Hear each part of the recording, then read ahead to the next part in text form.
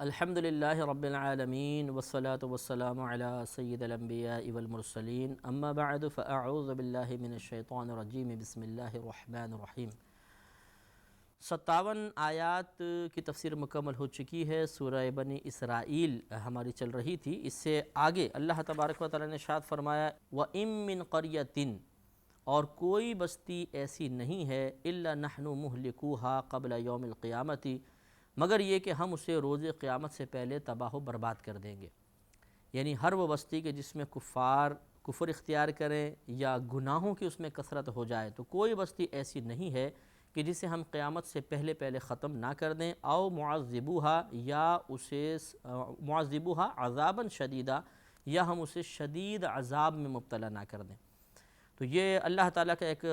دستور ہے، اللہ کی عادت کریمہ کا بیان ہے کہ جب کوئی قوم کفر اختیار کر لیتی ہے تو اللہ تبارک و تعالیٰ یا تو اس کو مکمل ہلاک کر دیتا ہے، جیسے پچھلی امتوں کے آپ واقعات اٹھا کے پڑھیے،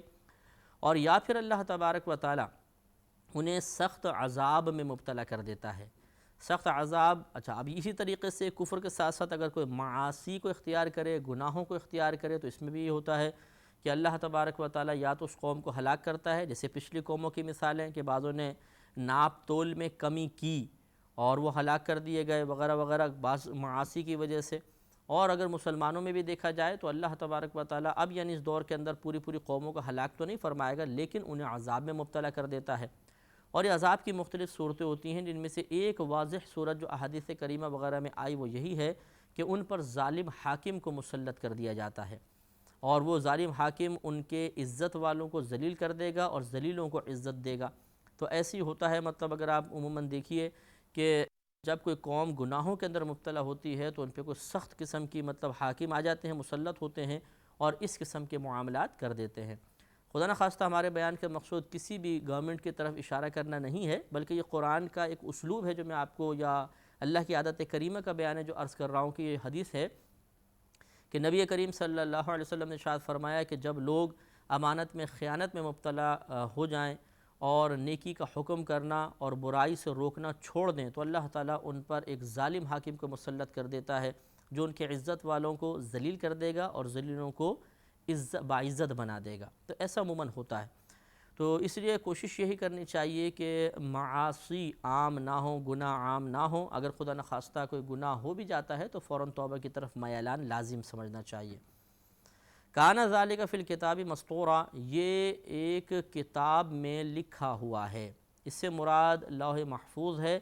کہ اللہ تبارک و تعالیٰ قیامت تک اس کی عادت کریمہ ہے جو اس نے لوح محفوظ میں لکھ دی ہے کہ جب بھی کوئی قوم کفر میں مبتلا ہوگی یا اجتماعی طور پر گناہوں کے اندر یا انفرادی طور پہ بھی مطلب کثرت سے گناہ لیکن عام ہو جائیں گے، تو پھر اللہ تبارک و تعالیٰ ان پر عذاب مسلط کر دے گا دنیا کے اندر، اور یا پھر اس قوم کو بالکل نیست و نابود فرما دے گا۔ وَمَا مَنَعَنَا أَن نُرْسِلَ بِالْآيَاتِ إِلَّا أَن كَذَّبَ بِهَا الْأَوَّلُونَ، اور ہم ایسی نشانیاں بھیجنے سے اسی وجہ سے رکے رہے کہ انہیں پہلے والوں نے بھی جھٹلا دیا تھا۔ یہ مسئلہ یہ تھا، اس کے شان نزول یہ ہے کہ کفار نبی کریم صلی اللہ علیہ وسلم کی بارگاہ میں حاضر ہوئے اور کہنے لگے کہ اگر آپ کوہ صفا کو سونے کا بنا دیں اور مکۃ المکرمہ میں جتنے یہ پہاڑ ہیں جنہوں نے شہر کو گھیرا ہوا ہے ان کو شہر سے باہر نکال دیں تو ہم آپ پر ایمان لے آئیں گے۔ اس پر ہی اللہ نے ارشاد فرمایا کہ وَمَا مَنَعَنَا أَن نُرْسِلَ بِالْآيَاتِ، اور ہم ایسی نشانیاں بھیجنے سے اسی وجہ سے باز رہے إِلَّا أَن كَذَّبَ بِهَا الْأَوَّلُونَ، کہ ان پہلے والوں نے بھی اسی قسم کی نشانیوں کو جھٹلا دیا تھا۔ یعنی ایسا نہیں ہے کہ یہ اللہ تعالیٰ ایسی نشانیاں پیش کرنے پر قدرت نہیں رکھتا، بلکہ اللہ تعالیٰ نے سابقہ امتوں کے سامنے ایسی حیرت انگیز اپنی نشانیاں پیش فرمائیں، جیسے موسیٰ علیہ السلام کو نشانی عطا فرمائی کہ ان کا عصا مبارکہ تھا کہ اگر وہ ڈالتے تھے تو اژدہا بن جایا کرتا تھا بہت بڑا، اور اسی طرح آپ کا دست مبارک تھا، اگر آپ اس کو بغل میں رکھ کے باہر نکالتے تو ایسا چمکتا تھا، سفید ایک دم چمکدار ہو جاتا تھا، اور دوبارہ بغل مبارکہ میں ڈالتے تھے تو پھر ٹھیک ہو جاتا تھا، نارمل حالت میں آتا تھا۔ اسی طرح حضرت صالح علیہ السلام کی اونٹنی تھی جو چٹان سے پیدا کی گئی تھی، اور وہ اتنا زیادہ بہت زیادہ چارہ کھاتی تھی، اور جب اس کے پینے کا دن آتا تھا تو سارے حوضوں کے پانی پی جایا کرتی تھی،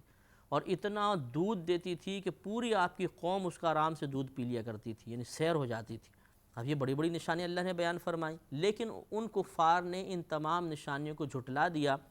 اور ان کا انکار کیا، اور جن انبیاء علیہم السلام کو یہ معجزات عطا کیے گئے تھے ان پر ایمان نہیں لائے۔ تو یہ گویا کہ اللہ تعالیٰ نے بیان فرمایا کہ اگر ان کفار کے ان بیجا مطالبات کو پورا بھی کر دیا جائے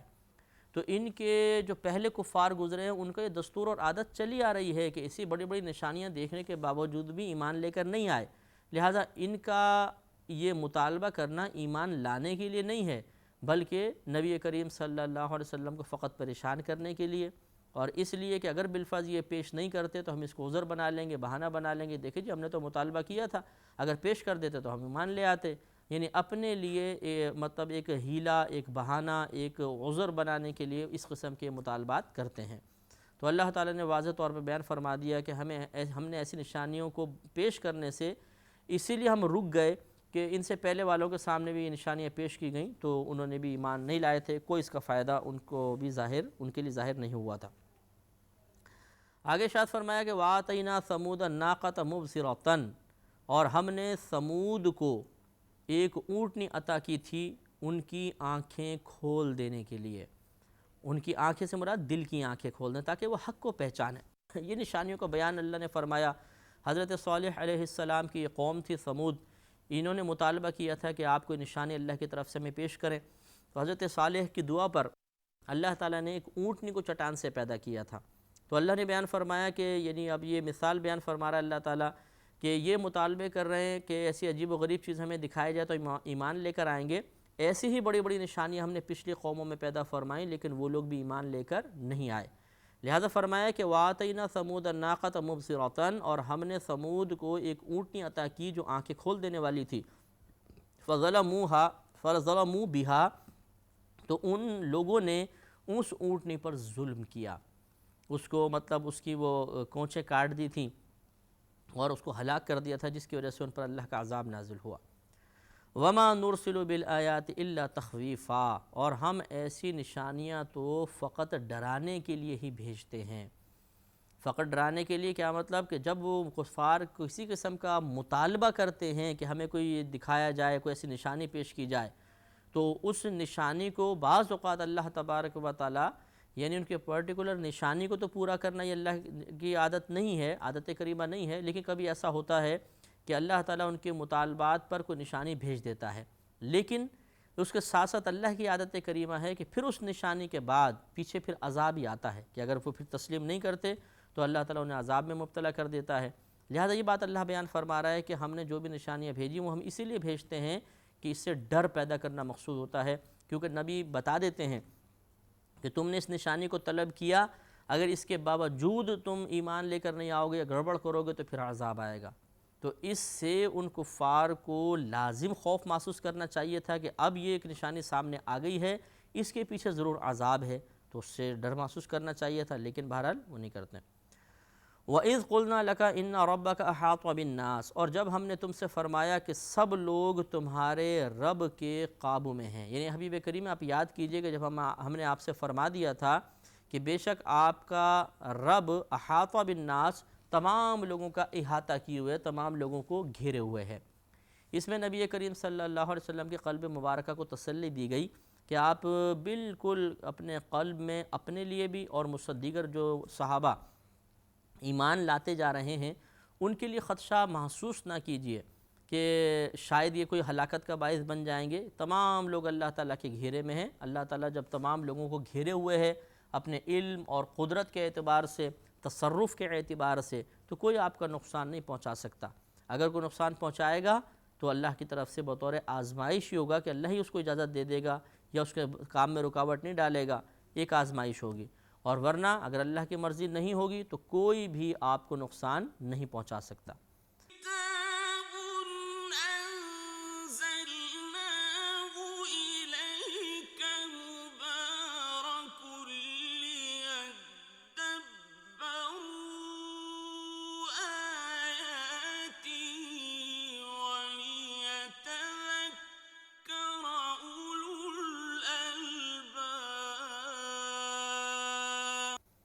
وما جعلنا الرؤيا التي أريناك إلا فتنة للناس والشجرة الملعونة في القرآن، اور ہم نے خواب کو،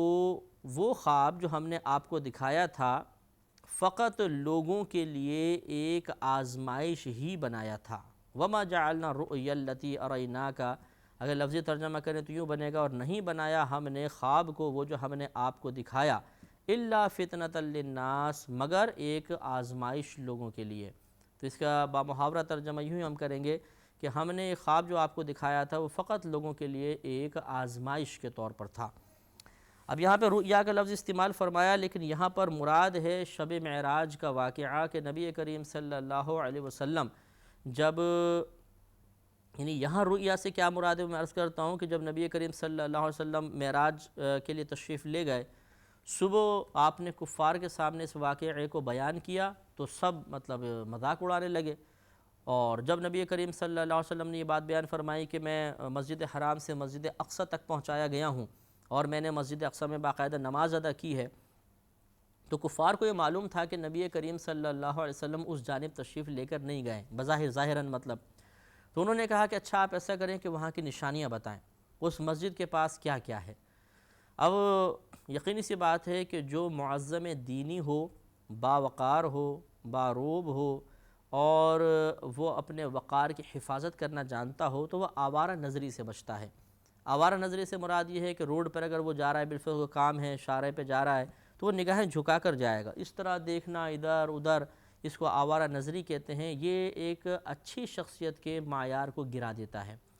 ایک عام آدمی ہے، مطلب نارمل ہے، تو وہ ادھر ادھر دیکھتا رہے اتنا فیل نہیں ہوگا، لیکن ایک داڑھی والا شخص، ایک باروب شخصیت، کوئی عالم، مفتی، فقیہ، وہ روڈ پہ جاتا ہوا کبھی ادھر دیکھ رہا ہو ادھر دیکھ رہا ہو، تو یہ ان کے عالمانہ یا مومنانہ وقار کے خلاف ہوگا۔ تو نبی کریم صلی اللہ علیہ وسلم جب مسجد حرام سے مسجد اقصی کی طرف اللہ کی عطا سے تشریف لے گئے، تو آپ اسی مومنانہ وقار کے ساتھ گئے تھے کہ آپ نے ادھر ادھر بالکل التفات نہیں فرمایا، آپ کی نگاہیں جھکی ہوئی تھیں، آپ کا مقصود آپ کے پیش نظر تھا، اور آپ سیدھے مسجد اقصی تک پہنچ گئے۔ اب جب کفار نے مطالبہ کیا کہ اچھا اگر آپ مسجد اقصی تک گئے تو ذرا بتائیے اس کے اطراف میں کیا ہے، تو ایسا تو تھا ہی نہیں کہ نبی کریم مسجد اقصی کے سامنے پہنچ گئے ہوں اور پھر سوچا چلو اطراف میں تھوڑا سا دیکھتے ہیں، کبھی ادھر دیکھا ادھر نظارے کیے اور پھر وہ نشانیاں ذہن میں سمیٹ لی ہوں۔ تو نبی کریم صلی اللہ علیہ وسلم اس وقت مطلب کچھ ایک دم پریشان سے ہوئے کہ یہ ان کا مطالبہ کیسے پورا ہوگا، تو آپ نے اللہ کی بارگاہ میں رجوع فرمایا، اور اللہ تعالیٰ نے اس وقت آپ کی نگاہوں کے سامنے سے تمام پردے ہٹا دیے۔ مشکات میں یہ فضائل میں یہ واقعہ موجود ہے کہ، اور بخاری یا مسلم کے حوالے سے ہے۔ تو نبی کریم صلی اللہ علیہ وسلم فرماتے ہیں کہ پھر اللہ تعالیٰ نے میری آنکھوں کے سامنے سے پردے ہٹا دیے، اور میں مسجد اقصی کے قریب کی چیزوں کو دیکھ کر انہیں تفصیل بتانے لگا، اور سرکار نے سب بتائیں۔ تو یہاں یہ مراد ہے کہ وما جعلنا الرؤيا التي أريناك إلا فتنة للناس، کہ ہم نے جو یہ پورا شب معراج کا حالت بیداری میں واقعہ تھا، اور پھر ان کے مطالبے کے جواب میں مسجد اقصی کے درمیان سارے پردے ہٹا دینے تھے، یہ لوگوں کے لیے ایک آزمائش تھی۔ اور حقیقت ہے کہ یہ آزمائش کا سلسلہ قیامت تک چلتا رہے گا، کیونکہ بہت سارے لوگوں نے اس زمانے میں، اور اب بھی بہت سے لوگ اس واقعے کا شدت سے انکار کر دیتے ہیں، اور یہی واقعہ ان کے لیے اس انداز سے آزمائش کا سبب بن جاتا ہے کہ اللہ تعالیٰ نے واقعہ بیان کیا اپنی عظمت اور قدرت کے اظہار کے لیے، اور نبی کریم صلی اللہ علیہ وسلم کی شان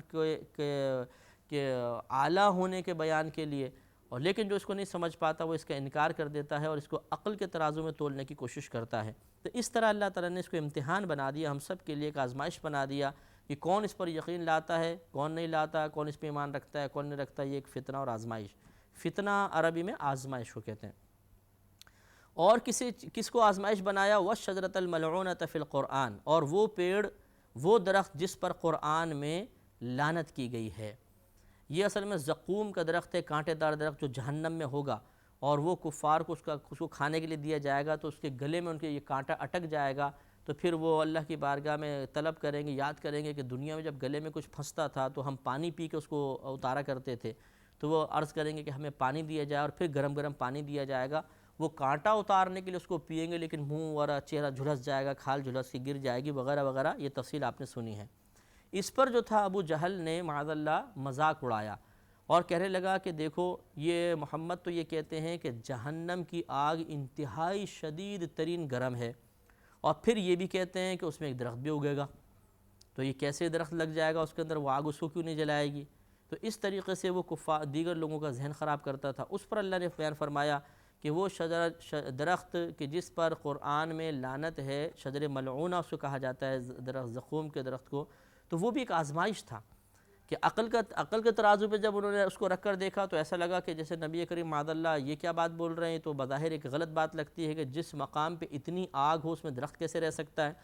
اور اللہ تعالیٰ نے اپنے حبیب کو جو کچھ بیان فرمایا وہ حق ہے، اور جو نبی نے بیان فرمایا وحی الہی کی صورت ہے،